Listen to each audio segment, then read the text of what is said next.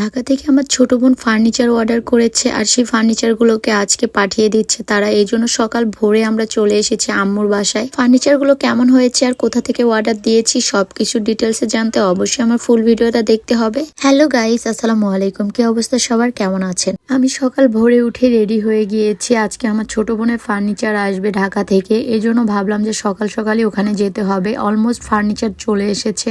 আপনাদের ভাইয়া তো প্রতিদিনই ওখানে যায়, যেহেতু আমাদের মুরগির ফার্ম আছে, ওখানে দেখাশোনা করতে হয়। সকাল ভোরে উঠেও চলে যায়, তাই আজকে আপনাদের ভাইয়ের সাথে আমিও সকাল ভোরে রওনা দিয়ে দিয়েছি। বাহিরে এত পরিমাণে ঠান্ডা আর কুয়াশা যা বলার বাহিরে, তাও আবার আসতেছি বাইকে করে, প্রচুর ঠান্ডা লাগতেছিল। দুইজন বাসার সামনে এসে একটু চা খেয়ে নিলাম এখানে, তারপরে বাসায় যাব আমরা। এত পরিমাণে চারদিকে কুয়াশা পড়েছে যে কিছুই দেখা যাচ্ছিল না। চা খাওয়া শেষ করে আমরা রওনা দিয়েছি বাসার উদ্দেশ্যে। এসেই দেখি এখানে ফার্নিচার চলে এসেছে ট্রাক ভরে। ঢাকা থেকে যখন ফার্নিচার পাঠায় অনেক রাতের বেলায় পাঠায়, এই জন্য সকাল ভোর ভোর আমাদের এখানে পৌঁছে যায়, যেহেতু আমরা খুলনায় থাকি। আমার বাবাইটাও কিন্তু চলে এসেছে, তাদের ফার্নিচার এসেছে না, এটা নিয়ে সে অনেক বেশি খুশি। ফার্নিচার গুলো মূলত তার বাসায় নেওয়ার কথা ছিল, কিন্তু সে বাসা চেঞ্জ করবে, এই জন্য ফার্নিচার গুলো আম্মুর বাসায় নিয়ে আসছে। আম্মুর বাসায় কয়েকদিন রাখবে, তারপরে যে বাসা যখন সে চেঞ্জ করবে তখন ফার্নিচার গুলো নিয়ে তার বাসায় সেট করা হবে। ততদিন পর্যন্ত ফার্নিচার গুলো আম্মুর এখানে রাখা হবে। এই কারণে আমরা একদম ট্রাকটা ডাইরেক্ট আম্মুর বাসায় নিয়ে এসেছি। আজকে এখানে ফার্নিচার গুলো রাখবো। ট্রাকটাকে বাসার সামনে রেখে আপনাদের ভাইয়া চলে গেছে ফার্নিচার নামানোর জন্য লেবার আনতে, আর আমি এদিকে আমার বাবাইটাকে নিয়ে রুমের ভিতরে বাবাইটাকে শুয়ে দিয়ে অনেক খেলা করছিলাম তার সাথে। আর সে তো অনেক বেশি খুশি, আমার তো মনে হচ্ছিল সেও বুঝতে পারছে তাদের নতুন ফার্নিচার এসেছে, এটা চিন্তা করে সে অনেক হাসি খুশি ছিল।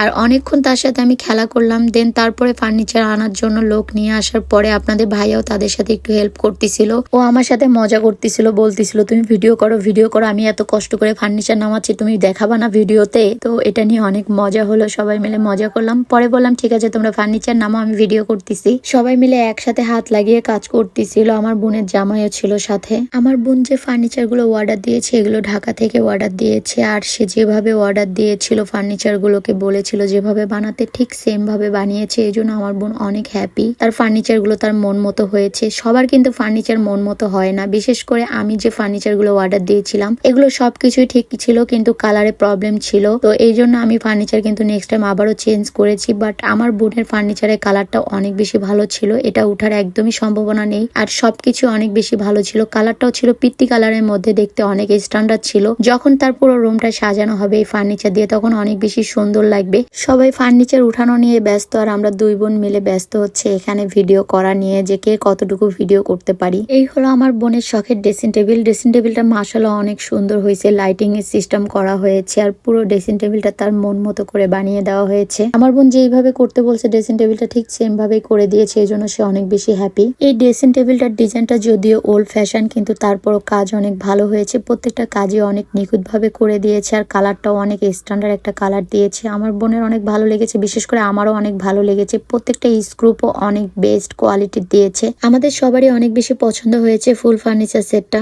ফার্নিচার গুলো সব উঠার পরে সবারই অনেক ক্ষুধা লেগে গেছে, তাই আমরা এখানে খাওয়া দাওয়া করতে বসে পড়েছি। খাওয়া দাওয়া শেষ করে ফার্নিচার আলাদেরকে নাস্তা পানি খাইয়ে ওদেরকে টাকা দিয়ে দিলাম। ওরা এখন টাকা নিয়ে বিদায় হয়ে যাবে। এখানে ওদের সাথে অনেক মজা করা হলো। যাই হোক, ওইটা কাজ কমপ্লিট করার পরে আমাদের এখানে আব্বুর বাসার কাজ চলতেছে। আব্বু এখানে মেশিন নিয়ে আসছে ইট ভাঙানোর জন্য। কিছু ইট ছিল আমাদের বাসায়, যেহেতু বাড়ির কাজ আরো কিছু রয়েছে, কাজ করতে হবে, তাই আব্বু তাদের কাছ থেকে ইটগুলো ভাঙিয়ে নিচ্ছিল। আর এখানে কিছু ইট গাঁথা ছিল, এই ইটগুলোকে এখান থেকে আমরা উঠিয়ে দিলাম ভাঙানোর জন্য। সব কাজ কমপ্লিট করতে করতে দুপুর হয়ে গিয়েছে। দুপুরবেলা আমরা সবাই মিলে বসে পড়েছি খাবার খেতে। আমার বোন ফার্নিচার কিনেছে, সেই খুশিতে সে সবাইকে আজকে বিরিয়ানি খাইয়েছে। আম্মুকে বলেছিল রান্না বান্না করতে না, দুপুরবেলা সবাইকে বিরিয়ানি খাওয়াবে, এই জন্য সে বাইরে থেকে বিরিয়ানি কিনে নিয়ে এসেছে। তো সবাই মিলে একসাথে আমরা বিরিয়ানি খেলাম। খাওয়া দাওয়া শেষ করে আমরা বসে আছি। এখানে দেখি আমার বাবাইটার সাথে সে দুষ্টুমি করতেছে। আমার বাবাইটাও খালুকে পেয়ে অনেক দুষ্টুমি করতেছিল। সকালবেলা আম্মুর বাসায় গিয়েছি, সারাটা দিনে এখানে ছিলাম। পরে সন্ধ্যার সময় আপনাদের ভাইয়া বলতেছে যে যেহেতু আমরা এখানে আছি তাহলে একটু মুরগিগুলোকে আজকে ভ্যাকসিন দিয়ে দেয়, যাতে ওদের কোনো রোগ বালাই না হয়। সেই চিন্তা করে সে মুরগির বাচ্চাগুলোকে এখান থেকে ধরতেছিল। এই জিনিসটা আমার এত ভালো লাগতেছে, মুরগির বাচ্চাগুলো কি সুন্দর দৌড়াদৌড়ি করতেছে, মাশাআল্লাহ দেখতে অনেক কিউট লাগতেছিল।